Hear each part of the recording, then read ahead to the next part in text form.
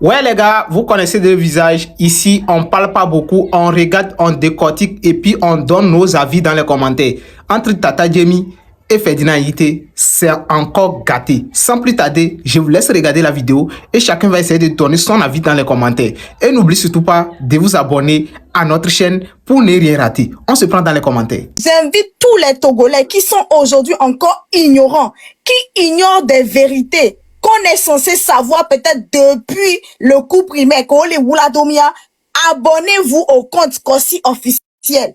Et bien quoi, ton monsieur Ferdinand Ité, et les YouTube dit, et les Facebook dit, et les TikTok dit, coup de compte à mes V, de coucounami quoi. Dimanche année, on est dans le chat, il faut juste rentrer dans le live, écoute et dors avec. Parce que, et nous, qu'elle est manquée, mais et nous, il y a des faits qu'on ignore. Il y a des chiffres que nous ignorons. Et je prends la parole parce que c'est dans live, je suis éduquée. C'est nous comme les bombés, non. Mais attends, les Kenois que les y a, mais je ne savais pas. Donc, et nous qu'on les ignorer, on m'a dit, là, donc, s'il vous plaît, la première chose, la première base de tout ça là, c'est que nous avons information dessous sur, avec les chiffres à l'appui, avec les preuves. Même là, nani là, c'est nous, les nous, mais péo. Jamie. Mais c'est un kenek bon ami. Parce que nous, comme les blancs bébés na, phosphate et tommy les yon noir kudo et chiffre et moi prêt qu'on les voit FMI ben nous kekema n'enye que suivre na Kossi officiel be compte wa nyama kenyao. Jamie. Je n'allais pas savoir. Jamie, je vais voir avec Romarison et quelques autres. On va faire un live pour faire un peu l'histoire des élections depuis 93. Depuis 93, Kakawana, il y avait 2005, 2005. Après 2005, il y a eu l'élection de 2010. 2005 on était à Sokolé. Nous en campagne mi Sokolé ku Obakitani. Nous bonjour moi qui mi Sokolé, nous pour habiter le terrain et monter jambe le miado terrain pas moi. Que mi au meeting vous ensemble à ba chayo de Remiadi. Au jambo le miami, mi 600 ans les Sokolé va mi va dans ta pas mais qui va gba lo mo. Vous savez et à quoi mobilisation n'a sur l'ensemble du territoire. D'accord. Mon centre de compilation de résultats. Vous savez 2003 déjà, j'étais dans le centre de compilation de résultats avec la grande sœur de Fogil qu'on appelle comment appelle-t-on Rosita. Mon tour nommé que yo des sortes d'auto yo des chars auto couteau des vieux résister voir. Bientôt bien que tu vois. Boba Kitania avec nous affilé, mais voilà la fille globée. Votre président vous parle. Et puis ça a disparu. Donc on va rester pour faire l'historique des élections aux gens. Apparemment, il y a certains qui viennent d'arriver. Ils savent pas et ils pensent que c'est eux parce qu'ils ont participé à 2 élections. Ils pensent que c'est eux qui connaissent l'historique des élections. Le coup élection, le Togo, il y a des modifié règles. Et nous, il y a des modifié règles. Et fort va renforcer modification qui est en sa faveur. Non, historique, nous, c'est les élections, le Togo, ce n'est pas la meilleure solution. Les questions doivent se comporter dans le coup bourré na urne, les casernes, mais quand le coup changer na résultat, les qui ont imprimé na bulletin de vote, les extérieurs, ils sont bourrés na urne, les qui ont on va leur expliquer pour qu'ils comprennent comment ça se passe pour que ils cessent de raconter n'importe quoi. Nous savons les blancs mais élection et Sylvain sort à bloquer. Mais on n'est pas sous tutelle de l'ONU hein. Tu vois l'inculture des gens. Tu vois l'inculture des gens. En 58, on était sous tutelle de l'ONU, donc c'est l'ONU avait un droit de regard sur les élections. C'est pour ça qu'on a envoyé la mission d'un servile qui était haïtien. Aujourd'hui, il y a plus de puissance étrangère entre nous. Nous sommes entre nos frères. Donc, tu vois comment les gens, tu vois ce qu'ils sont en train de dire. Il faut leur rappeler. Les gens sont en train de raconter. Donc, tu vois, c'est ça la réalité. Tu vois, les gens ne comprennent rien. Oui, c'est bien. Ni ONU, et les Togo, d'accord, on peut faire des élections sous la supervision de l'ONU. Donc, on aura toutes les chances, Bénin et Melako. Mais aujourd'hui, on est supposé être indépendant. Je dis supposé. Donc, les élections, aujourd'hui, ça ne regarde aucune institution internationale. Même Fora chassé en 2010, l'Union européenne, bien balité l'Union européenne d'observation. Il a chassé l'Union européenne. Avec blanc, les voix de mes dénalés. Nous laissons IA sur l'élection à Siagé. Tu vois, moi qui. Tu t'imagines des inepties pareilles? Tu vois. Mais nous laissons IA. Tu vois, moi qui ai étudié l'histoire, quelqu'un vient raconter ça devant moi. Moi qui suis diplômé en histoire, quelqu'un vient raconter ça devant moi, que oui, que les élections... Vous voyez le niveau d'inculture? Vous voyez le niveau d'inculture? Donc, les gens ne comprennent pas. Voilà, Gamele, Mila au live, regardez. Mila au live, et Mila bon, les élections dans le Togo sur 93. Vous savez, 93, Gamekeye, et Lemkodjova, 3 lingots de mêlée, attaque pas, mais démissionné, bien, vous avez l'élection, sur 93. 98. Et il a laissé intermède 94, il y a beaucoup de élections législatives, 93, 98, 2003, 2005. Il y a blonké élection, le co au coupé, et Vessat que ONU est noir pour nous déinstaller, au coupé, tu sais, laisse-les. Non seulement ça, il y a par rapport à l'élection. Dès que il y a un vivre noir et ça, c'est-à-dire que ça me ferait tellement plaisir, Benade. Né à me la ténanique pour la troque dans Togo be réalité.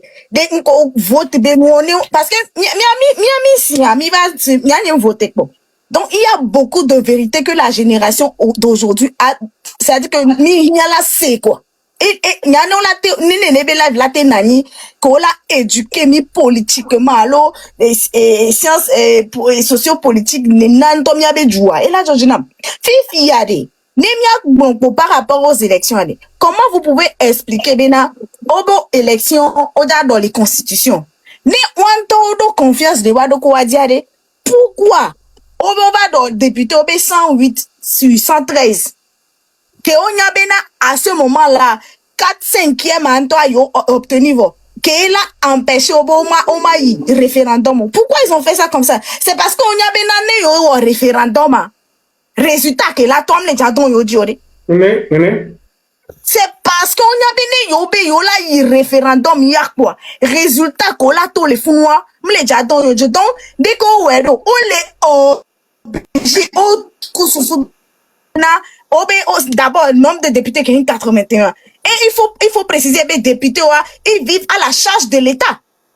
C'est les caisses de l'État qui nourrissent maintenant les députés. Fifi à vous augmenter le nombre pendant que population entend monter quoi les doux faut famille ami toi les augmenter le nombre de personnes qu'on la trop la patron no mi avec galas en bois. Et allez dire Fifi a 113 députés. Sur 113 députés 108 ni pouvoir en place to. Nous quand tu es néné do. Parce que ni néné wa, né on obtenu majorité wa. Dès qu'on bonama population doit voter par référendum. Pour éviter ça, on a bien un référendum, on a technologie tout. Pour contrecarrer ça maintenant, quand on choisit des députés, ok, ils sont fait passer. Donc, à voter, on est. Le problème de nos partis politiques, puisqu'on n'est pas en démocratie, puisque tout le monde dit qu'on est en dictature, donc puisqu'on n'est pas en démocratie, le problème de nos partis politiques, c'est le mythe du président fondateur. Et le mythe du président fondateur a été développé dans plusieurs ouvrages. Et le mythe du président fondateur, c'est quoi? Le mythe du président fondateur, c'est que le parti est une entreprise personnelle. C'est quelqu'un qui crée le parti, c'est lui qui a l'idée. Il va aller choisir quelques copains d'enfance, des amis, des gens qui ont des liens de famille avec lui. Il crée le parti. Et on fait des semblants de congrès de temps en temps pour faire croire qu'il y a un jeu de démocratie dans le parti, mais le parti reste en réalité une entreprise personnelle. Et on a vu comment ça s'est passé. Nous sommes partis aux nos conférences nationales à Fiotogo. Ils sont tous morts du mythe du président fondateur. Moi, je pense que on n'a pas à dépenser trop d'énergie dans des débats inutiles. Romarison, là où tu es politologue, et il y a Edissé ici, il y a tous les autres qui sont ici. Tout le monde sait que cette histoire au Togo là, ça ne va pas finir par les élections. À moins qu'on soit vraiment, je sais pas, tout le monde sait que cette affaire là, ça ne va pas finir par les élections. Ça ne va pas finir par les élections. Moi, si je dois faire l'histoire des élections au Togo, c'est tout un livre que je vais écrire avec des témoignages. De mes coalition Boubouroua, on était les plus jeunes, mais on était avec les leaders.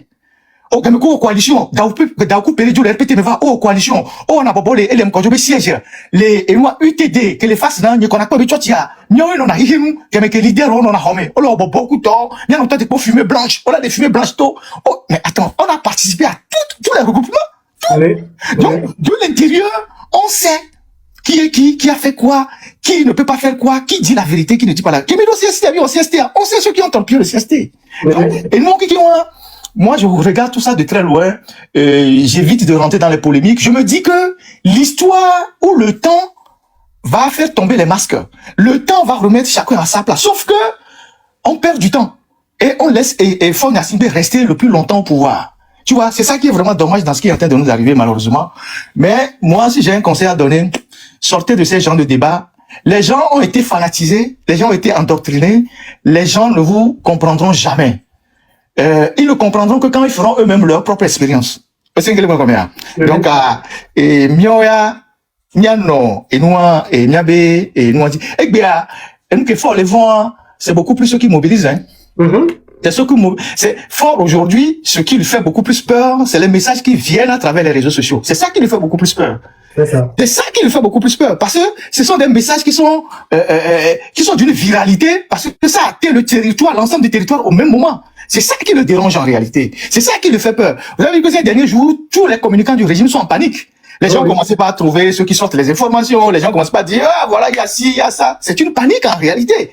Donc, c'est ça que nous devons continuer par faire jusqu'au jour où on va atteindre un point d'inclinaison et quand il y aura la bascule, ça prendra. C'est ce qu'il faut faire. Donc, après, si on laisse les autres aussi à leur agenda, on laisse les autres aussi à leur agenda. Et donc, moi, je trouve que bon, il faut qu'on sorte de ces débats-là qui nous épuisent. Hein. Ça nous épuise pour rien. C'est des débats qui nous épuisent pour rien, qui nous retardent.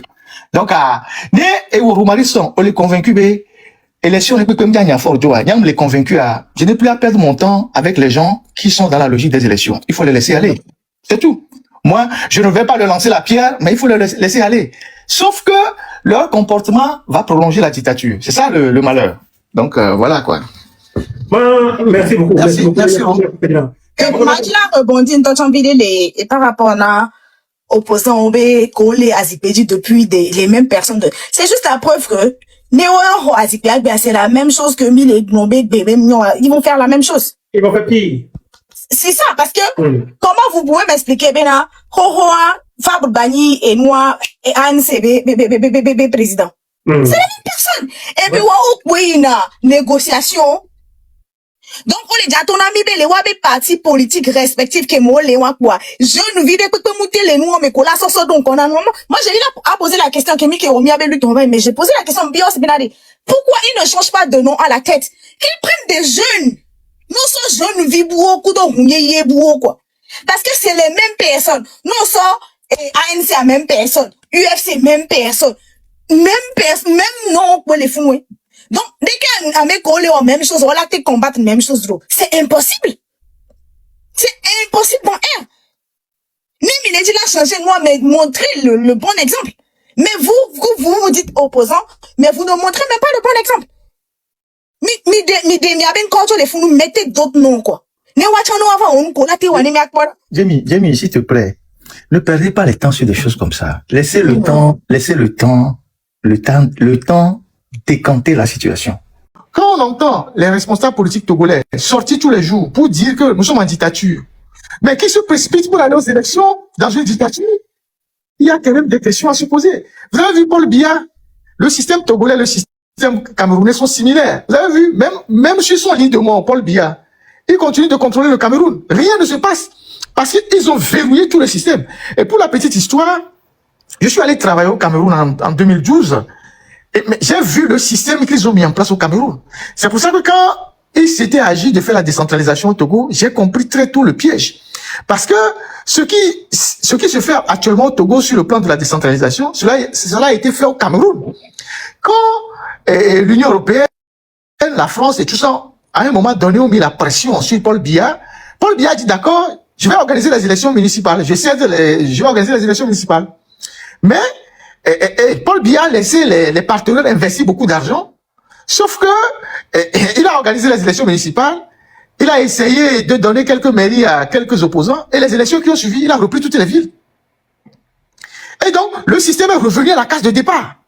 Vous voyez? Et donc, quand vous allez dans l'histoire du Cameroun, vous voyez des similitudes avec ce qui se passe aujourd'hui au Togo. Donc, participer à des élections dans une dictature, c'est le moyen de normaliser la dictature. Et plus grave encore, comme le dictateur, lui, veut jouer les jeux des élections, faire croire que c'est un pays normal, il produit des textes où on décide de financer les partis politiques dans ces textes-là.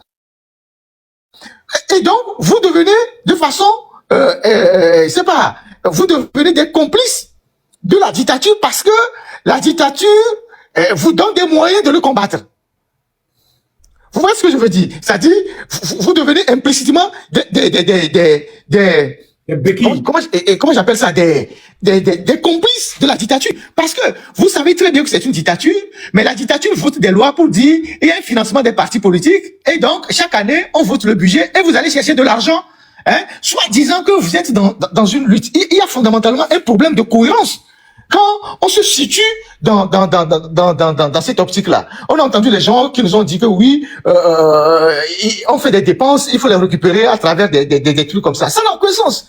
Et donc, pour résumer, Aïcha, nous venons de faire l'historique des élections. J'ai essayé de donner les grandes dates, les gens ont sorti quelques chiffres, mais vous-même, il faut regarder ce qui se passe. La dernière fois qu'on a fait les élections au Togo, les élections législatives, on a vu en Mondovision des proviseurs, des enseignants en train de bourrer les urnes, tout en souriant. Vous avez vu un seul de ces individus-là a été arrêté? Non, pas du tout. Vous avez vu un seul de ces individus-là a été suspendu de leur fonction de proviseur? Des gens qui bourraient les urnes à visage découvert. Les militaires, eux, ils les bourrent, mais quand ils voient que c'est favorable à l'opposition, ils enlèvent les urnes qui sont favorables à l'opposition, ils vont les détruire à la gendarmerie, ou bien ils vont les brûler au camp. Mais les enseignants, qui sont des supplétifs de UNIR, ils bourrent les urnes au vu et au su de tout le monde. Rien ne se passe, rien ne va se passer. Et au-delà de ça, on entend beaucoup de choses. Moi, l'expérience que j'ai eue du terrain, en 2010 déjà, Romarison, à Lomé, en 2010, déjà à Lomé, en 2010, l'opposition n'était pas capable de mettre des délégués dans tous les bureaux de vote. Moi, j'étais sur le terrain. Et il y a des centres de vote où on a pris les gens sur la cour pour les mettre dans les bureaux de vote. Donc, on ne connaît pas la sensibilité politique de ces gens-là. Donc, à la fin du vote, ces gens-là, ils ont plus les PV, ils sont allés vendre, ils ont plus de l'argent. Je parle de Lomé. Dans plusieurs quartiers de Lomé, ce n'est pas qu'on a dit, moi j'étais là, dans plusieurs quartiers de Lomé, les gens étaient incapables de mettre les délégués dans les bureaux de vote. Dans plusieurs quartiers, personne ne peut me mentir sur ça. Donc, c'est compliqué. C'est-à-dire, on appelait les gens sur la cour, on a dit nos bureaux de vote avant Nani, on a dit nos bureaux de vote avant Nani. On ne connaît pas la sensibilité des gens. Et donc, à la fin du vote le soir, on appelle les gens pour récupérer les PV. On ne les retrouve pas. Les gens disparaissent. Les gens disparaissent. Donc, voilà la situation. Et dans ce cas-là, bon, chacun peut tirer les conclusions qu'il veut. Écoutez, moi je ne suis pas connu pour pratiquer la langue de bois, encore moins la wiwécratie. J'ai une sainte horreur de ça. Alors, je voudrais dire ceci. Les partis politiques couscous, comme je les appelle, sont tous des auxiliaires du système établi. Donc, partant de ce postulat, ils sont tous caducs et frappés des caducités. Voilà. Parce que tout ceci, ce sont à connotation communautaire, et à ce que je sache, le Togo est une indivisible. Donc moi, j'en ai soupé de ces histoires. Et encore, preuve en est, la plupart sont là depuis 20 ans, donc refusent obstinément la transmission intergénérationnelle. Alors le constat est simple. Parangon est clair comme l'eau de roche. Tout ceci, les Togolais n'en veulent plus et veulent balayer tout ça des revers de là-bas. Il faut être assez totalement daltonien ou binoglar pour pas comprendre ceci en 2026. Monsieur, je vous assure sincèrement, pensiez-vous pas un seul instant, monsieur Haïté, que pour sortir le Togo de l'ornière, question fermée, s'il vous plaît, que sortir le Togo de l'ornière, étant donné que tous ces hommes ont failli terriblement, que ce côté providentiel dont nous souhaitons tous de nos voeux doit passer par une femme. Merci. C'est une action collective qui nous amènera à tourner la page de ce système-là. Et ce système-là, on peut tourner la page de plusieurs manières. Il faut pas penser que, et là je vais toucher un point sensible, que nous sommes les seuls à vouloir que le système s'en aille. Vous savez, la nature des régimes comme le nôtre, la nature du régime togolais, c'est des systèmes qui portent en leur propre sein les germes de leur propre destruction, en fait. Et les régimes de cette nature portent en leur propre sein les germes de leur propre destruction. Parce que le dictateur ou celui qui tient le système, c'est quelqu'un qui fait des dégâts à l'intérieur même du système. De plusieurs manières. Et donc, qui s'attire même la foudre de ses propres collaborateurs. Soit parce que il envoie certains en prison, soit parce qu'il y a des problèmes des femmes qui les lient, soit parce qu'il y a tel problème. Et donc, les gens en ont sur le cœur, mais attendent aussi la bonne heure pour exprimer leur ras-le-bol. Et quand je prends par exemple l'exemple du Burkina, où j'ai été, par exemple, le système de Blaise Compaoré a commencé par s'affaiblir quand le clan incarné par Salif Diallo et Roch Kaboré et celui qui a été maire de Ouaga, Compaoré, ont fait défection. C'est quand ils ont commencé par faire défection. C'est vrai que des gens ont commencé par dire oui, c'est une tempête dans un verre d'eau, mais c'est cette défection-là qui a commencé par affaiblir le système. Donc, de mon point de vue, et je le crois fermement, c'est une convergence d'action à la fois venant de nous et peut-être de quelques individus illuminés à l'intérieur du système qui pour le moment ne peuvent pas s'afficher parce que le risque est assez grand pour eux, qui finira par faire tomber le système. Continuons pas à travailler. C'est vrai que c'était une question fermée, mais j'ai dû faire une petite dissertation. Je m'en excuse. Il y a des gens qui n'ont pas encore parlé. Écoutez, Monsieur Ferdinand, merci. Il n'y a plus qu'à vous dire courage et abnégation. J'ai fait exprès d'introduire cette question succincte, simple comme bonjour, parce que je pars du postulat que si vous prenez la population togolaise, évidemment les filles sont plus nombreuses que nous. Si nous parlons de la démocratie participative réellement, évidemment les jeunes sont plus nombreux, à plus de 80%. Donc la voix de la femme compte pour la simple bonne raison que c'est elle qui est devant le monument de l'indépendance. Donc il faudrait armer le mental de la femme togolaise à ce qu'elle prend le devant. Et je puis vous assurer que quand les filles prennent le devant avec des gosses, quand ça commence à tomber, ah bah c'est haro et partout dans le monde. C'est de ça qu'il s'agit. Je vous souhaite tous une très bonne discussion et positive à vous, Monsieur Ferdinand. Ciao, ciao.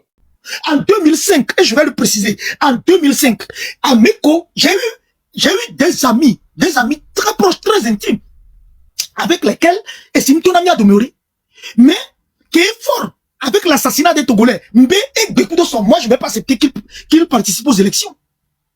Oh mais non, c'est un jeune. Il faut le laisser.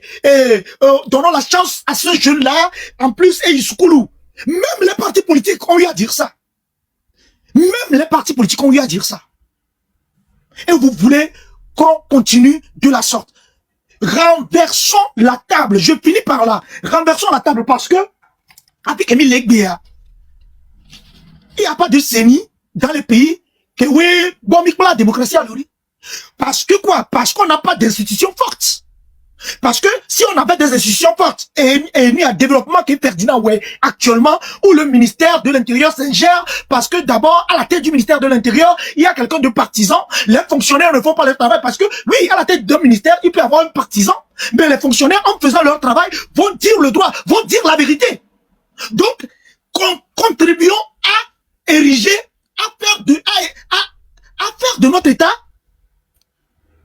une érection nation à telle enseigne que actuellement avec la vacance du pouvoir, il peut avoir en fait la continuité de l'État parce que les fonctionnaires sont vraiment des gens avec une probité morale pas possible. On ne peut pas dans ce cas d'espèce parler d'élection possible. Et quelquefois j'entends des gens qui voilà, à mon pays, il y a un doctorat, il y a un professorat, et ce sont ces mêmes personnes qui... Bon, je mute mon micro en attendant parce que j'ai beaucoup à dire. Si aujourd'hui, la classe politique veut parler encore des élections, moi personnellement, je pense qu'ils sont juste de mauvaise foi. Parce que depuis fort longtemps, ils ont eu à parler des élections, notamment sur les questions de réforme et tout. jusqu'à présent, malgré toutes les batailles qu'ils ont fait, ils n'ont pas gagné grand-chose en ce qui concerne les réformes électorales. Notamment, je me rappelle très bien de l'histoire en 99, lorsque Eyadema n'avait plus d'issue, ils sont partis signer les 22 engagements avec l'Union européenne. Et dans ces 22 engagements, ils avaient aussi parlé des réformes institutionnelles et constitutionnelles et les réformes électorales et tout, à savoir la reformation de la CENI. Donc, malheureusement ou heureusement, en 2005, Eyadema n'est plus. Au lieu de si même normalement ils veulent participer à une élection qui serait crédible, consensuelle, qui serait transparente et tout, ils doivent plutôt se batailler sur ces réformes-là. Mais ils ont eu confiance au peuple et tout, compte tenu de leur coalition, comme quoi à partir de là, ils peuvent renverser la tendance. Et on a vu tout ce qui s'est passé. Cette même classe politique dite de l'opposition, en 2006, est partie au Burkina pour faire un dialogue et tout qui a été présidé par Blaise Compaoré. Et après ce dialogue, ils sont revenus signer l'APG à Lomé. Et d'après les recommandations de l'APG aussi, on a parlé des réformes institutionnelles et constitutionnelles. Ce qui a été déjà prévu en 2004, avec ce que Faure et Eyadema a signé avec l'Union européenne et qui n'a pas été fait. Ils ont parlé de ces réformes constitutionnelles et institutionnelles là, ainsi que le mode de scrutin, la reformation de la CENI en 2006. On a vu ce qui s'est passé, ça n'a pas été fait normalement comme cela devait être. Mais pourtant, l'opposition a encore participé à d'autres élections. Après, on a connu des élections. À un moment donné, l'opposition qui avait réclamé comme quoi, sans réforme, pas d'élection, nanani, nanana. Si on ne revoit pas la liste électorale, il n'y aura pas d'élection. Si on ne revoit pas la CENI, il n'y aura pas d'élection. Et jusqu'au jour d'aujourd'hui, ces problèmes existent. Il n'y a pas eu grand-chose, il n'y a pas eu de changement. Moi, je ne vois même pas pourquoi cette classe politique dite de l'opposition va encore parler des élections dans les conditions qu'ils avaient connues depuis 1999. Je ne veux pas aller encore plus loin jusqu'en 98, 93 et autres. Ils n'avaient rien gagné. Il n'y avait pas de réforme. Le régime en place n'avait pas fait de réforme concernant tous ces points, à savoir le fichier électoral, la CENI, la Cour constitutionnelle, l'Assemblée nationale, le Sénat et tout. C'est-à-dire que tout l'appareil qui organise les élections, l'opposition n'avait pas de force là-bas. Je vais me permettre de rentrer un peu dans les détails pour montrer aux Togolais qu'aujourd'hui, cette question d'élection n'est plus à l'ordre du jour. Si nous osons rentrer sur ce terrain avec ce régime encore, nous allons vivre ce que nous avons connu pendant des années. Parlons de fichier électoral. Déjà en 2023, en 2022, l'opposition dénonçait le fichier électoral et tout. Et jusqu'en 2023, ils avaient fait venir l'OIF. Et d'après le rapport de l'OIF, ils ont constaté 4,2 millions d'électeurs inscrits. Et dans ces 4,2 millions d'électeurs-là, ils avaient constaté 91 000 doublons. 91 000 doublons. Et la CENI n'avait pas travaillé sur ce fichier électoral pour évacuer les doublons, pour rendre le fichier électoral consensuel et autres là. La CENI n'avait rien fait à propos. Et voit même maintenant la composition de cette CENI. Cette CENI qui est chargée d'organiser les élections et qui devait être indépendante, cette CENI est totalement à la sorte du régime. La CENI est composée de 17 membres. Cette CENI est composée de 17 membres, 7 membres de la majorité parlementaire. Nous savons qu'aujourd'hui, la composition de l'Assemblée nationale qui est composée de 113 députés de UNI et 5 députés de l'opposition. C'est-à-dire que les 7 représentants de la majorité parlementaire, déjà au niveau de la CENI, viennent de UNI.